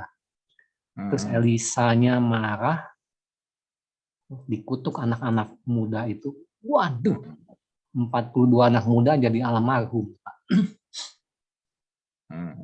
Kutukannya serem juga gitu Pak. Kok galak amat ya Elisa Pak gitu. Padahal kan hamba Tuhan memang sering digitu-gituin loh Pak gitu. Iya. Ya 2 pertanyaan itu aja deh Pak. Oke. Nah, Pak Yohanes ini memang asli orang yang senang belajar ya. Dalam pembicaraan seperti ini tanya ayat Alkitab, luar biasa. Oke, yang pertama Elisa mendapat 2 bagian daripada rohnya Elia. Itu artinya apa? Artinya ya memang Elisa mengharapkan bahwa istilahnya mendapat kasih karunia lah, ya. Elia itu mendapat kasih karunia dari Tuhan untuk meneruskan pelayanannya Elia. Jadi itu hanya bahasa, mungkin ada 2 bagian rohnya atau bagaimana itu.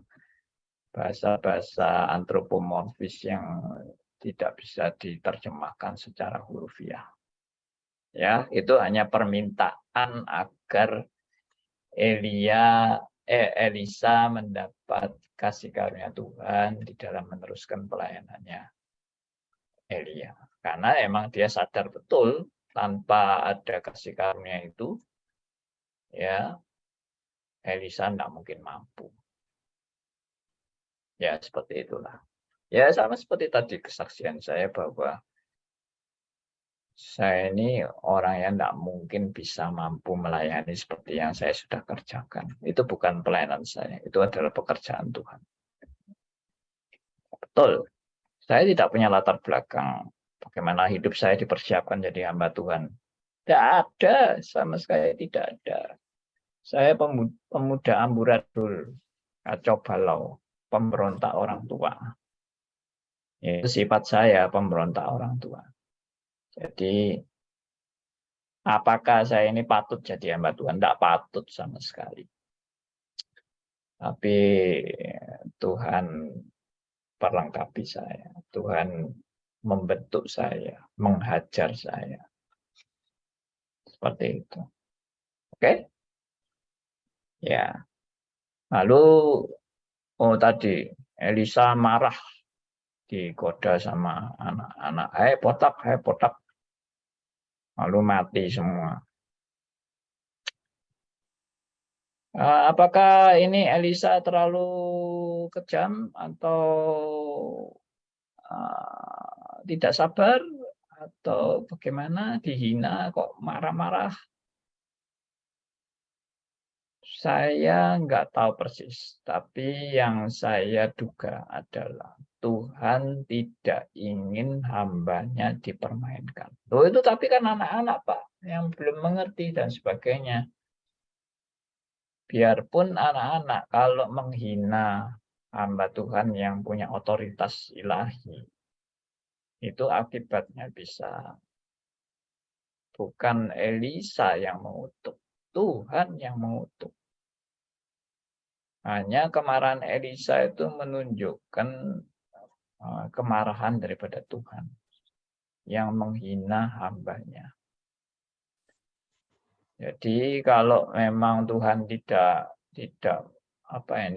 istilahnya tidak merestui marahnya Elisa, ya Elisa marah ya marah biasa gitu aja kan. Kenapa Elisa marah sampai akhirnya anak-anak itu mati? Karena Tuhan nggak rela hambanya yang direndahkan. Meskipun itu anak-anak. Siapa ini? Tolong mic-nya bisa di-mute. Ibu Gina ya. Belum di-mute. Oke. Ya, jadi itu jawaban saya. Jadi itu bukan semata-mata Elisa mengutuk, tapi kutukan itu karena menghina orang yang diutus oleh Allah. Jangan bermain-main. Seperti itu ya. Oke? Pak, setuju, jangan menghina orang yang diutus oleh Tuhan. Cuman pada kejadian lain ya Pak ya, ada hamba Tuhan yang saya lupa menegur raja atau apa gitu. Rajanya marah gitu. Emangnya aku nggak bisa, ya istilahnya mencabut nyawanya hamba Tuhan gitu Pak. Saya lupa tuh di kitab mana ada yang gitu Pak. Itu udah lebih dari godain anak-anak muda kayak tadi itu Pak. Kalau tadi kan cuma dibilangin botok, ini bisa mencabut nyawanya hamba Tuhan bukan gitu. Itu malah hamba Tuhannya yang di kitab itu Ya, boleh kata diem lah gitu Pak. Jadi agak kontradiksi nih dengan Elisa. Walaupun tadi saya setuju, Iya. tidak boleh menghina hamba Tuhan. Bagi saya apa ini, tindakan Tuhan tidak bisa dirumuskan. Kalau kepada Elisa seperti itu, terus kepada yang lain juga sama seperti itu, tidak apa ini, tindakan Tuhan itu tidak bisa dirumuskan dan tidak bisa diharuskan. Kalau sudah begini pasti begini, kalau begini pasti begini, karena tindakan Tuhan terhadap Elisa dan tindakan Tuhan terhadap orang lain, hamba-hamba Tuhan lain juga berbeda. Jadi kenapa Stefanus sampai dilempari batu sampai mati? Mestinya Tuhan juga bela kan para rasulnya itu. Tapi Tuhan membiarkan Stefanus sampai mati. Tapi ternyata dari kematian Stefanus Tuhan punya rencana. Dan termasuk pertobatan dari Saul. Nah, itu kan luar biasa. Jadi kita tidak bisa merumuskan tindakan Allah harus begini atau harus begitu.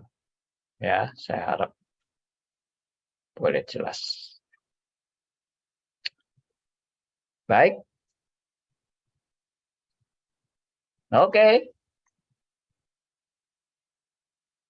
Jam 9 kurang 4 menit. Samuel, dari Samuel. Malam Pak Andi, kapan datang ke Balikpapan? Kenapa khotbahnya hanya melalui live streaming? Wah. Panggilan ke Balikpapan ini ya. Baik, saya berjanji akan ke Balikpapan, tapi mestinya memang Pak Elvis minta saya bulan ini ke Balikpapan. Tapi pas bulan ini jadwal saya ke Balikpapan itu saya tidak bisa. Mohon maaf. Jadi saya ke Balikpapannya itu mungkin bulan Maret, karena saya kan sudah dijadwalkan di Balikpapan itu 2 bulan sekali. Saya khotbahnya di Balikpapan. Jadi Januari ini saya khotbah lewat Zoom. Februari saya tidak khotbah karena memang dijadwalkan 2 bulan sekali. Berarti Maret nanti saya khotbah, saya akan ke Balikpapan. Dan saya akan memenuhi janji saya kalau Tuhan berkenan. Iya kan?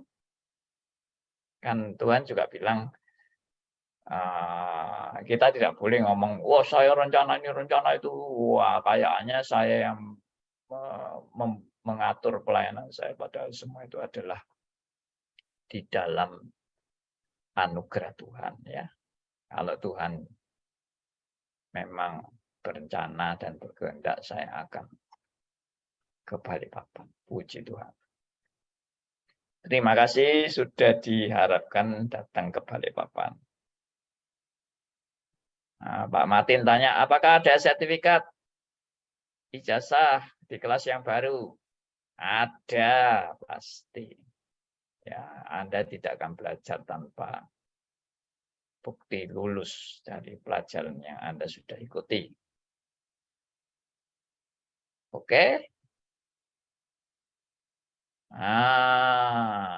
Sudah. Ada lagi pertanyaan? Ya, mau angkat tangan silakan. Saya kepengen dengar Pak Aryo sebagai senior kita ini. Dari tadi diam terus Pak Aryo ini banyak memendam. Iya Pak, selamat malam Pak. Malam Pak Aryo. Mendengarkan semua uraian Bapak, kesaksian Bapak dari awal sampai akhir itu sudah suatu kesaksian yang sangat gemilang.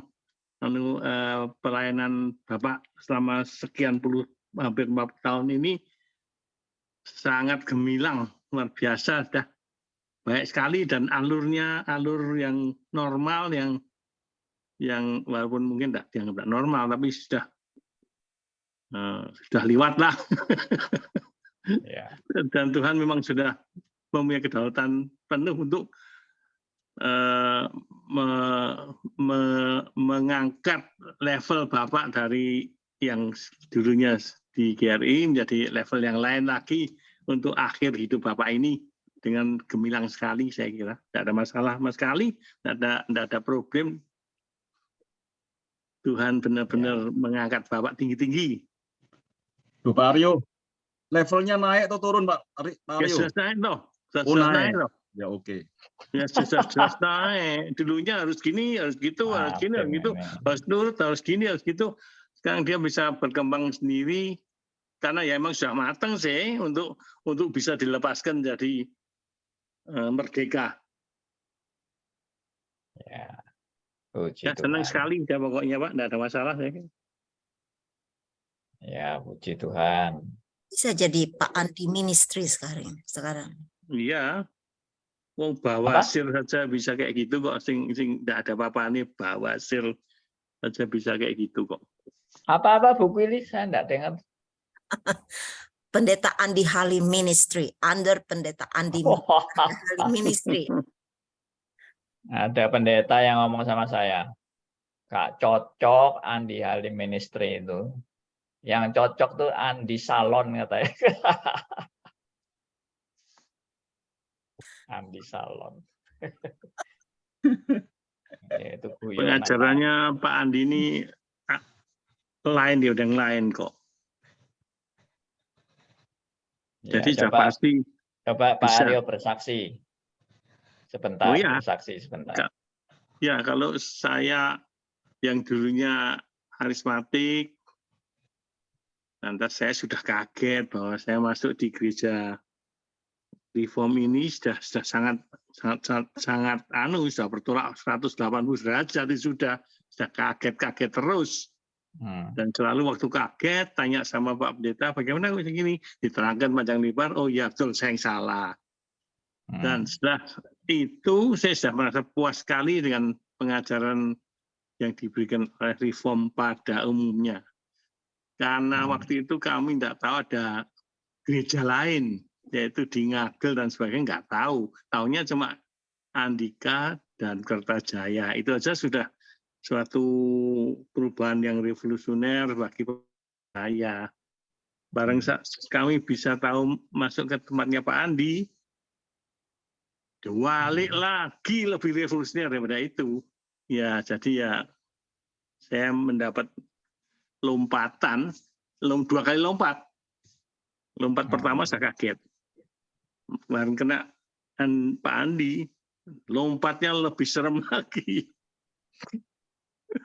Dan contohnya Pak Aryo. Ya, perubahan yang dialami itu luar biasa. Contohnya apa Pak Mario?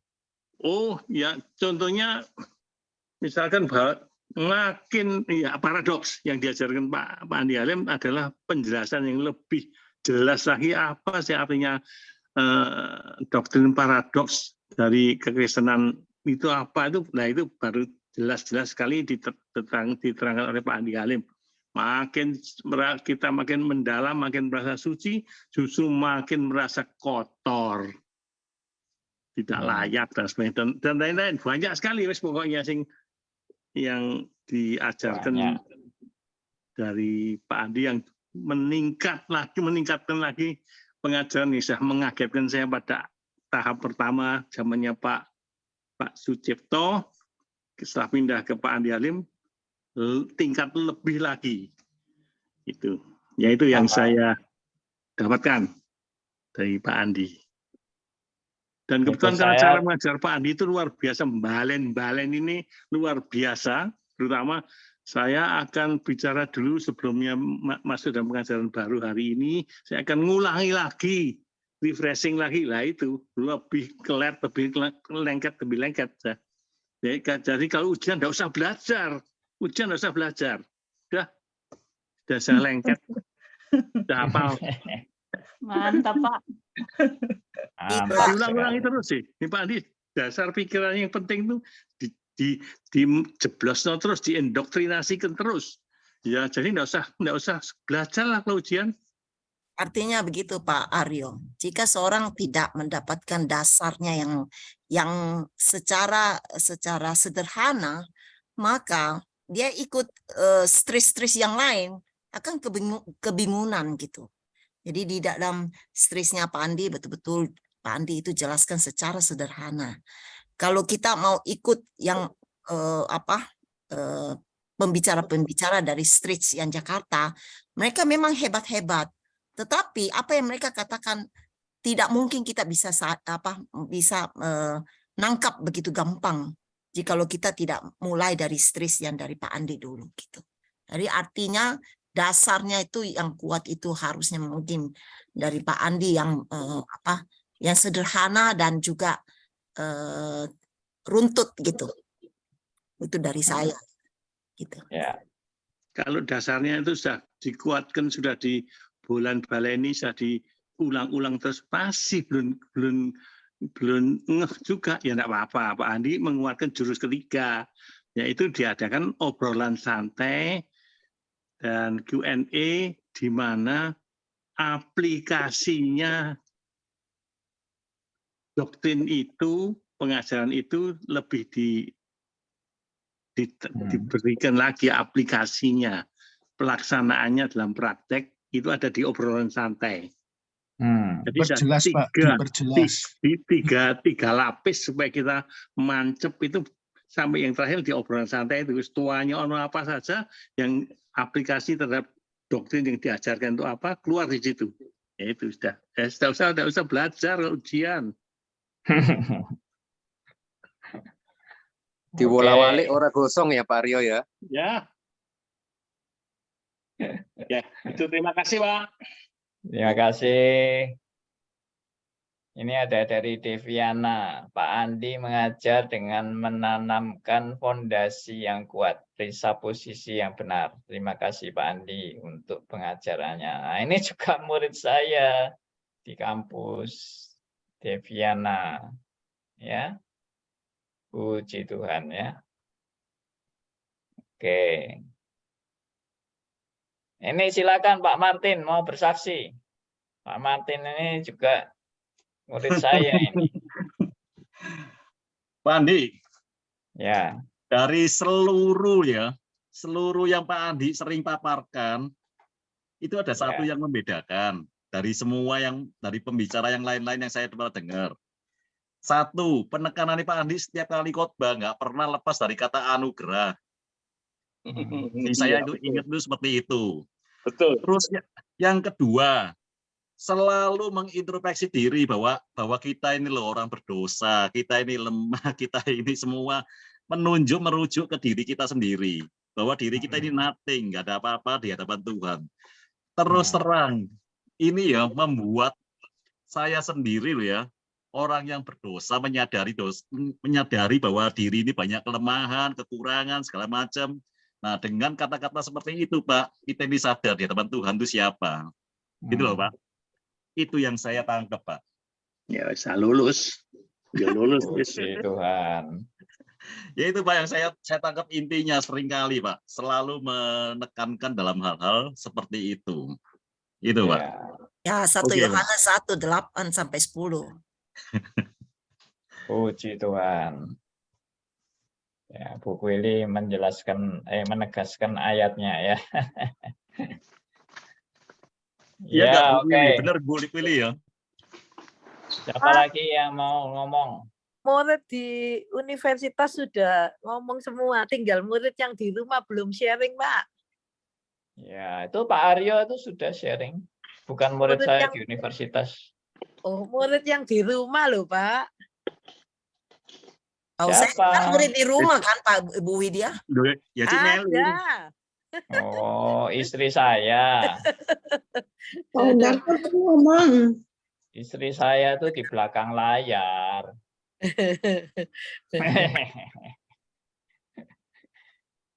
Ya, puji Tuhan ada Bu Umi Makassar ya. Bu Umi ini juga rajin sekali. Dan ya diam-diam terus mau belajar Bu Umi ya. Luar biasa. Oke, siapa lagi? Ya, semua boleh jadi berkat lah. Di sini ada Pak Sugianto yang juga wah tokoh gereja ini Pak Sugianto. Jangan main-main ya sama Pak Sugianto ya. Tokoh gereja ini ya. Sekarang mau belajar bersama-sama dengan kita. Tokoh kuliner juga, Pak. Hah? Tokoh kuliner juga yang paling hebat. Tokoh kuliner. Ada Pak Hari Mandagi. Waduh, saya senang ini ya melihat Pak Hari Mandagi ini juga sering bikin video-video klip, membantu saya di dalam ini video klip ya. Nanti dimasukkan di YouTube. Saya bersyukur untuk semuanya. Ini ada yang dari Irian Jaya, Pak Emil. Wah, luar biasa ini. Pak Emil ini masih mengikuti ini sudah jam berapa di sana ini? Jam 12 ya. Wah, mantap Pak Emil ini. Irian Jaya. Ya, Pak Emil. Andi, malam Pak Andi, Pak Adrian. Oh ya, Pak Adrian, silakan. Terima kasih Pak Andi. Aku mau tanya ini ya, langsung aja. Apakah program-program yang kita ikuti di STRIS itu dilanjutkan di beda gitu, Pak Andi? Misalnya doktrin, ada beberapa doktrin itu karena di STRIS kemarin baru 3 yang saya ikuti ya, doktrin Alkitab, doktrin Allah, dan doktrin manusia dan dosa, dan doktrin-doktrin selanjutnya itu apakah kita lanjutkan di beda gitu Pak Andi dengan yang lain-lain gitu? Ya, dilanjutkan Pak. Oke, itu saja Pak Andi. Terima kasih banyak. Ya, nanti Bapak sering lihat-lihat linknya, nanti kami bagikan. Ya. Oke. Kita lanjut Pak Andi ya. Ya. Kita masih ingin melanjutkan semua itu. Ya, terima kasih. Terima kasih Pak Andi. Terima kasih Pak Adrian. Baik teman, ini sudah jam 9:11 menit. Nanti saya kalau kelamaan dimarahi teman-teman yang sudah mau tidur. Ya, ada Ibu Leni Yuliana dari Perancis. Puji Tuhan, tetap rajin ikut. Ya. Shalom Pak. Ya, shalom. Saya mau ikut doktrin yang berikutnya itu di sini ya, di apa namanya? Ya, nanti dengar aja di grup beda itu, Bu. Grup beda nanti. Terima kasih. Saya puji Tuhan. Senang sekali Pak Andi masih terus. Kapan itu bilang mau mengundurkan diri, sempat shock. Shock ya. Sekarang bangkit lagi, Bu. Iya. Sekarang bangkit lagi, mau belajar. Ya. Terima kasih Pak Andi, selamat malam. Semuanya selamat malam, salam kenal. Ada Bu Liliana. Ya, ini orang-orang luar biasa ini, rajin-rajin ini. Ya. Pak Hendarto ini yang sering kesaksian ini. Nanti kapan-kapan kesaksian lagi Pak Hendarto. Gimana hidup diubahkan. Ya, tapi ini sudah malam ini nanti. Siap Pak, siap. Ya. Waktu, Pak. Nanti ada hari khusus saya buat siaran khusus saja, siaran kesaksian. Ya, digilir satu-satu untuk bersaksi. Ya, bersaksi bukan membesarkan diri, tapi untuk kemuliaan Tuhan, untuk jadi berkat bagi jemaat yang lain. Oke, ada Pak Arifin. Selamat malam. Ada Pak Arif. Selamat malam Pak Arif. Pak Haryono. Ada Pak Johan Livian. Pak Joni Salim. Ada Bu Vivi. Ya, Bu Vivi Tarakan. Bu Umi. Bu Jenny Suherlin. Jenny Suherlin ini Ponorogo. Samuel Balikpapan. Dian Stefani, Ibu Dian. Jogja. Pak Stephen. Stephen mana ini? Pak Stephen Tandusa. Bu Yeni Surabaya PH. Bu Gina. Ya, Pak Roni Sianturi. Sudah sehat ya? Pak Tuhan. Pak William T. Ibu Ruth. Pak Tony Solo. Ibu siapa ini? Anggita. Lalu siapa lagi ini? Yang belum saya sebut siapa ini? Bu Umi, tolong mic-nya bisa di mute, Bu. Bu Umi. Ya, Soalnya Pak. bunyi Ya. kerodok-kerodok. Terima kasih, Pak. Ya, iya, Bu Umi. Baik. Oke. Pak Heru, Jogja, Bu Vivi, Tarakan. Oke. Malam semuanya. Ya.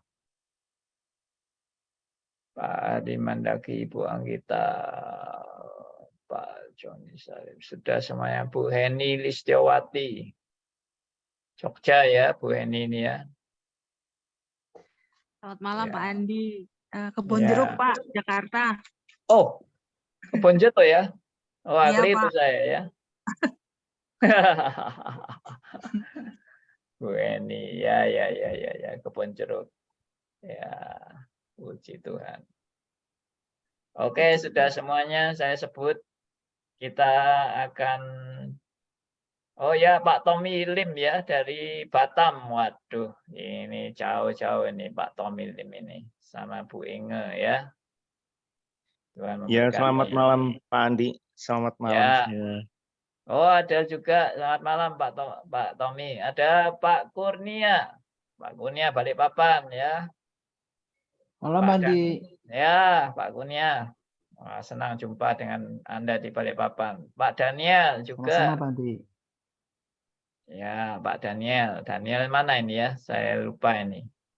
Jakarta, Pak. Oh, Jakarta. Pak Daniel, Jakarta. Yang dari Darwin belum, Pak? Mana Bu Vivi? Darwin. Oh iya, betul. Bu Vivi Darwin ya. Salam jumpa untuk Darwin nih. Waduh, luar biasa ini. Darwin. Ya. Sudah. Mana lagi yang belum saya sebut nih? Sudah semua ya. Oke, sudah ngantuk mungkin. Bu Nita tidak datang ya Pak? Bu siapa? Bu Nita. Atau tidak di dalam grup ini? Loh iya, mana ya Bu Nitanya Bu ini? Nita biasanya rajin Pak. Oh iya, mungkin kelewatan. Mungkin. Ada itu Nita, ada. Dari tadi saya nunggu Oh iya. Ada itu. Selamat malam Bu. Cuma wajahnya enggak, kelihatannya kurang muncul wajahnya. Jadi. Ya, Bu Nita. Ya, selamat malam. Selamat malam, Bu Nita. Senang udah bisa lihat wajah Pak Andi lagi. Kangen banget kemarin ketemunya sekali aja. Sekarang wajah saya ada singanya loh, Bu. Iya, Pak. Di belakang saya ada singanya. Ada Bu Fani. Bu Fani Kurniarti. Bu Fani, selamat malam. Ada Bu Esther Eng ya. Bu Esther Eng. Juga selamat malam. Mungkin nggak tahu masih ada nggak ini Bu Esther Eng ini. Selamat malam juga semuanya. Baik, Deviana tadi sudah menyapa. Ada Pak Abednego. Selamat malam, Pak Abednego. Semangat terus ya, belajar bersama. Jangan kecewa. Kita terus berjalan bersama untuk pekerjaan Tuhan. Dari Pak Abednego menulis, Pak Andi merupakan pendeta yang menanamkan dasar-dasar reform pada saya pertama kali setelah mendengar ajaran reform. Puji Tuhan. Oke. Baik. Pak Abednego ini temannya anak saya ya. namanya Abraham. Baik, oke. Sudah selesai. Tuhan memberkati kita semua. Mari kita tutup dalam doa. Saya akan pimpin untuk Anda. Dan tolong juga untuk doakan untuk pelayanan berikutnya, baik pelayanan radio yang baru, juga pelayanan sekolah teologi yang baru untuk kaum awam. Tuhan boleh memakai semuanya menjadi saluran berkat, dan nama Tuhan boleh dimuliakan. Ya, mari kita berdoa. Bapa yang di surga, kami datang kepada Tuhan, syukur, berterima kasih, anugerah Tuhan yang luar biasa bagi kami. Kami boleh melayani Engkau, kami boleh belajar bersama melalui wadah pelayanan ini. Tuhan boleh pakai menjadi berkat bagi anak-anak-Mu ya Tuhan, yang rindu belajar firman Tuhan, rindu bertumbuh dalam kebenaran firman-Mu. Tuhan pakai semua peralatan, sarana dalam mempersiapkan radio yang baru, dan juga sekolah teologi yang baru. Tuhan juga boleh berkati, dan semuanya boleh Tuhan pakai menjadi alat bagi kemuliaan nama Tuhan. Terima kasih Tuhan, berkati juga hamba-Mu yang manusia biasa ini, boleh dipakai menjadi alat Tuhan, sementara hamba-Mu masih diperkenan untuk mengajar dan menjadi saluran berkat bagi jemaat. Terpujilah nama Tuhan. Kami serahkan doa kami serahkan pelayanan-pelayanan berikutnya. Tuhan memberkati. Dalam nama Tuhan kami Yesus Kristus, Tuhan dan Juru Selamat kami yang hidup, kami berdoa. Amin. Silakan saudara selalu memantau grup beda, dan akan diinformasikan untuk pelayanan-pelayanan berikutnya. Ya, baik. Demikian teman-teman. Terima kasih Pak Andi. Selamat malam semuanya. Terima kasih teman-teman semuanya. Terima kasih semuanya. Tuhan memberkati semuanya. Terima kasih Pak Andi. Terima kasih. Sampai jumpa lagi. Pak Andi, terima kasih. Sampai jumpa selanjutnya. Terima kasih. Pak Kurnia, Bu Willy, Pak Yus. Waduh, Pak Darmius. Baru muncul ini Pak Darmius ini. Dari tadi Pak. Oh, dari tadi ya. Waduh, pakai nama apa tadi itu? Kok enggak kelihatan? Yes. Kita bicara saja Pak Yus. Oke. Ya, sampai ketemu Pak, teman-teman. Terima kasih. Puji Tuhan. Terima kasih.